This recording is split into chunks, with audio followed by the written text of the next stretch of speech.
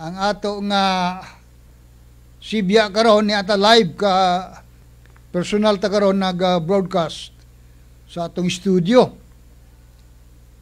Okay, so please ko ha, i-monitor ninyo kung okay ba ang atong audio, ang atong music. Okay?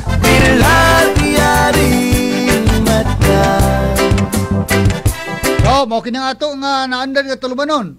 Alas 10 hangtod sa alas 11 sa inyo ha kining maong programa para sa inyo ha, no? Magkamustahay kita kung asa manggaling sa tagsa nato ka mga dapit nga atong himutangan. Labi na itong mga friends